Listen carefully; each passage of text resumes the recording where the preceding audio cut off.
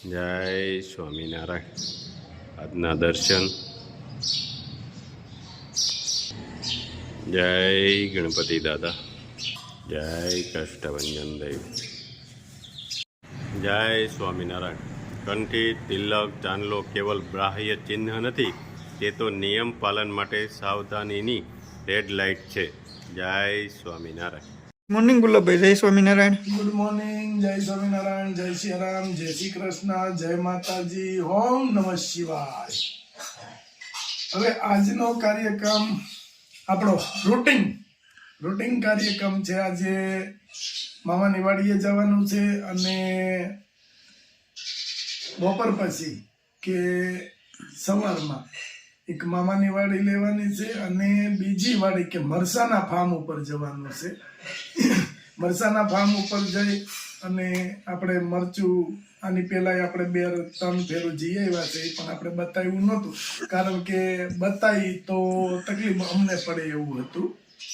એટલે હવે પાક ઉપર મરચા આવી ગયા છે, તો મરચાની ખરીદી માટે કે મરચું હજી મરચીમાં લાગેલું હોય ત્યાં મરચાની ખરીદી કરવી પડે. એટલે મરચાના ફાર્મ ઉપર જવાનું છે. એ મરચું તમને બતાવશું. અને ગાય આધારિત ખેતીનું મરચું જ આપણે લેવાનું છે. એ મરચું ખૂટી જાય એટલે મરચુંનું કામકાજ અટકાવી દેવાનું છે. એટલે આપણે આજે ઓર્ડર આપવા જવાનું છે અને ફાર્મની મુલાકાત કરશું અને ઓર્ડર પણ આપશું એમને.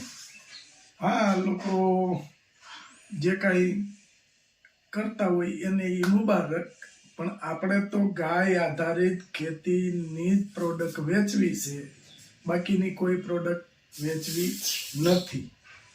એટલે આજે એ ફાર્મ તમને બતાવશું, મરચું કેવું છે એ બતાવશું. અને ગયા ફેરે આપણે હવે બહુ ઝાઝી માત્રામાં મચાલા ચાલ્યા હતા, એટલે આ ફેરે આપણે ઓર્ડર એ રીતે દેવાનો છે કે ઝાઝી માત્રામાં મરચું, હળદર, પછી ધાણા જીરું એ બધું ખરીદવાનું છે. એટલે હવે એ કામ ચાલુ થઈ ગયું છે. કામનું શેડ્યુલ થોડુંક વધી ગયું છે. એટલા માટે કાલેના કમેન્ટ એવી હતી કે કાકા વિડીયો થોડોક મોટો કરો, થોડુંક બ્લોગની અંદર તમે સમય વધારો. પણ સમય અમારે ઘણો વધારો હશે બ્લોગની અંદર, પણ કામનું શેડ્યુલ જ એટલું ટાઈટ છે એટલે ક્યારેક કોઈક દિવસ નાનો વિડીયો આવે છે. પણ માફ કરજો, જ્યારે જ્યારે અમને સમય મળશે તો એ તમને વધારેમાં વધારે બતાવશું અને મોટો વિડીયો કરશું. અને અમારી ચેનલને લાઈક કરો, શેર કરો, સબસ્ક્રાઈબ કરો અને કમેન્ટ કરો. જય સ્વામિનારાયણ. જો યુકે થી એક ઓર્ડર હતો, બેને કીધું કે તમારે ચણાની દાળ બનાવી છે ને એમાં દળાવીને મને 3 કિલો સ્પેશિયલ લોટ મોકલો. તમારી જેવા ભજીયા બનતા નથી અને તમારી જેવા ઢોકળા નથી બનતા. કે ઢોકળા તમારા જોવું ને તો એમ થાય છે કે આવા ઢોકળા કેમ અમારે નથી બનતા. એટલે તમે લોટ દળાવો અને મને મોકલો. આ ઢોકળાનો 2 કિલોનો લોટ છે, 2 કિલો દળાવ્યો ઈ 3 કિલો ચણાનો લોટ અને એની મેથી છે હુકેલી, 3 કિલો હુકેલી મેથી ભજીયા બનાવવાના છે. ઈ કે આપણે સ્પેશિયલ માણ ભેજી કર્યો. ભાઈ હા, કેમ છે? જમાવટ હો. તમાર છે ને? એ ઘટે ને યાર. વાંધો નહીં. તો સારું લ્યો. એ તમે મોજમાં જમાવટ છે. દોણે કાઢી બાય કાજુ ગઠિયા ખાય મારે નીલું ભાવ હોય એટલે કઈ ઘટે જ નહીં.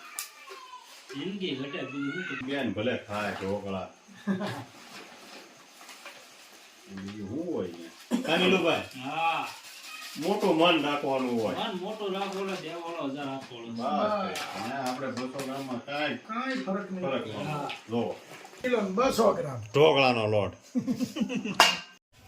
એટલું બધું એક પાર્સલમાં નાખવાનું છે? આટલું બધું એક પાર્સલમાં આ 6 લીટર હેર ઓઇલ છે. હા. 1 2 3 4 5 6 લીટર હેર ઓઇલ. પછી અડદિયા કચરિયું, પછી આ બધા ચણાના લોટ ને ઢોકળાના લોટ ને પાપડ, અડદના પાપડ, બાજરીનો લોટ ને એ બધું ઘરનું બધું મગાવેલું છે. મોકલવાનું છે ક્યાં? ઘરની સુકવણી કરેલી મેથી લીલી એટલે આને કચોરી મેથી કહેવાય. આ મોકલવાનું છે યુકે નું પાર્સલ છે. આ એક આની આગળ ગયું યુકે નું પાર્સલ, એક આ હજી 2 પાર્સલ છે બધા કચોરી મેથીના ને એના. આપણે કચોરી મેથી ચાલુ કરી દીધી છે પણ એ થોડુંક ટાઈમ વાળું કામ છે એટલે એને જેમ ઓર્ડર આપતા જાય એ રીતે જ આપણે બનાવીએ છીએ. અને આ કચોરી મેથીનું યુકે થી બેન આવ્યા ને એણે અમને કીધું કે તમે મારા માટે તો થોડીક કરી જ દો એમ. હવે એ સુકાતી હતી તો બ્લોગમાં બીજા બેને જોયું હતી કે હવે તો મારા માટે કરી દો એમ. એટલે આપણે વાડિયાથી મેથી લાવી અને ઘેરે એને બધી પાન વીણી અને કટિંગ કરી અને સાયા સુકવવાની તો જ આવી નવી ગ્રીન દે છે. જો એકદમ ઝીણી સુધારવી પડે પણ મસ્ત સ્મેલ એવી મસ્ત સ્મેલ આવે છે. વાહ ભાઈ વાહ, જમાવટ.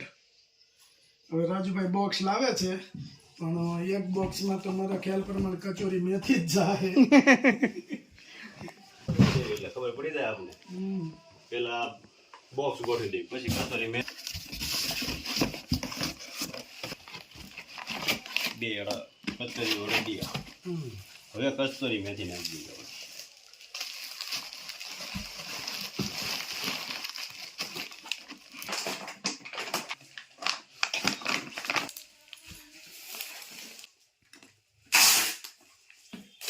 ઘેરે બનાવેલી તુવેર દાળ.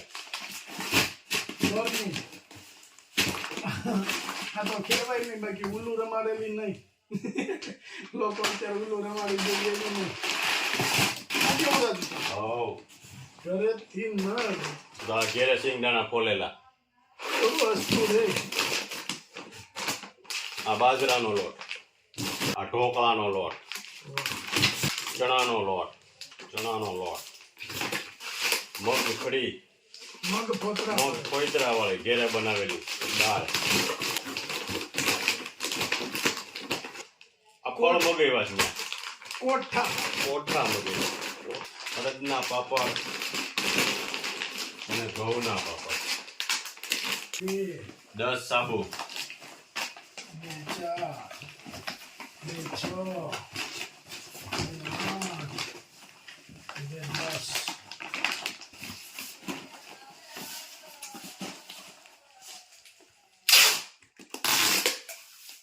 જય સ્વામિનારાયણ. જય સ્વામિનારાયણ. હું મામા વાડીએ આ જોની રસકો વાઢીએ છીએ ગાયો હારું. કૂણો રસકો. અરે કાંઈ ઘટે નહીં, કૂણો રસકો હો. હે મામા આ કેમ પગ લાંબો કરીને રસકો વાઢો? ઉપડક નથી બેહાતું એટલે પગ લાંબો કરવો પડે. હા, થાકી જવાય. હાલે લે. આ ભરત મામાને મેં કીધું તમે કેમ મામા બે ગયા કે પી ગયું એટલે મેં કીધું હું પી ગયા એ કે ડોંગળી પી ગઈ. ડુંગળી પાવર વયો ગયો. હા. કેરા રહી ગયા. હા એ તો કાલ પી જાય. એ તો કાલ પી જા હે. પછી અહીંયા આવીને બેઠો.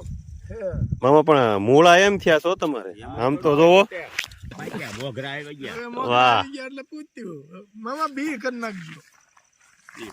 મોગરીઓ આવે ને ખાવાની બહુ મજા આવે. હું વાત છે. ખાવાની મજા આવે.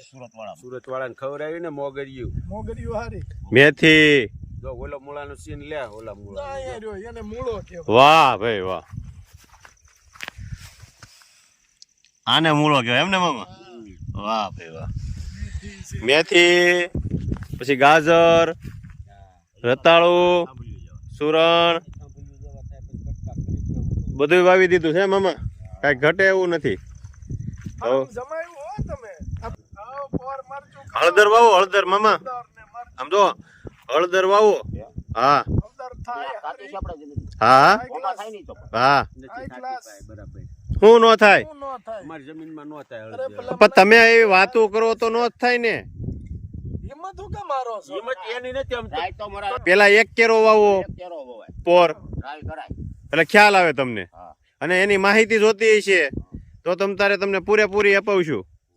આ જે આપણે વાવે ને હળદર એની બધી માહિતી તમને ભેગા લેતા જાવ કઈ રીતે વાવવાની. હે આપણા ખેડૂત છે બહુ જાજા ઓર્ગેનિક તરફ વળવાનું છે તમારે. આવું જો ઘરનું આપણે પાકતું હોય તો આપણે આ ઘરનું જ ન વેચીએ. હા નવું નવું જ વાવવાનું છે. હો. ઘરનું પાકતું હોય તો ઘરનું જ વેચાય ને મામા, અને ઘરે ખાવામાં સારું. આવું વાવોમાં તમે ખોટા બળ કરો છો. આ પેસ્ટિસાઇડમાં નુકસાની કેટલી થાય ખબર? આ તમે વાઢો છો ને એમાં તમારા હાથમાં આગળ તમે કીધું દાંતડું અડી જાય છે. રેડી? તો એ દાંતડું અડે અને આને પેસ્ટિસાઇડ છાંટી હોય તો શું થાય? ઈ આપણા શરીરને ઝેર ભળે છે લોહીમાં. એટલે એ ઝેર ભેળવવાનું બંધ કરો. અત્યારે લોકો નથી અમને એ લોકો કહે છે કે એવા ખેડૂત ગોતો એટલે આપણે મીટિંગ કરવી અને એને ઓર્ગેનિક તરફ વાળવી એમ. વાળી. ઈ વાત સાચી છે. સાચું ને મામા? તમે જો આ અત્યારે જે આ રજકો વાવ્યો છે ને એટલું તમે પેલા ટ્રાય મારો 2 વીઘા, પછી એટલે તમને આગળ ખ્યાલ આવે એમ આગળ વધો એમ. હા, ધીમે ધીમે આગળ વધો તમ તારે. જો આજે મરચાના ફાર્મમાં આવી ગયા છે ઈ આ છે આખું ઓર્ગેનિક, કે અહીંથી ગાયોનું ચાણ, ગૌમૂત્ર અને એનીથી જ આખી મરચી ઊભી કરી છે. અને હજી આ મરચાને 1 મહિના જેવું લાગી જાય. 1 મહિના પછી આ મરચું બધું નીકળશે. અને જોઈ લો વિશાળ માત્રામાં મરચી છે, જોરદાર. મરચી આ ફેરે કે આપણે કે લોકોને ઘણા બધા એવા લોકો છે કે ઓર્ગેનિકના નામ ઉપર મરચું વેચે છે અને ગોંડલ એડમાંથી લાવી અને ખેતરમાં સૂકવી દે છે.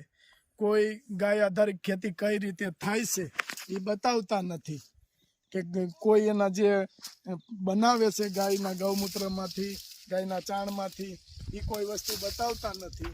અને એમની કહી દે કે આ ગાય આધારિત ખેતીની મરચી છે તો એ વસ્તુ ખોટી છે. મરચી બતાવે છે પણ મરચી કઈ રીતે એણે ઉછેરીને મોટી કરી છે અને કઈ રીતે એ લોકો ગાય આધારિત છે, ઓર્ગેનિક છે, એની કોઈ ગેરંટી નથી.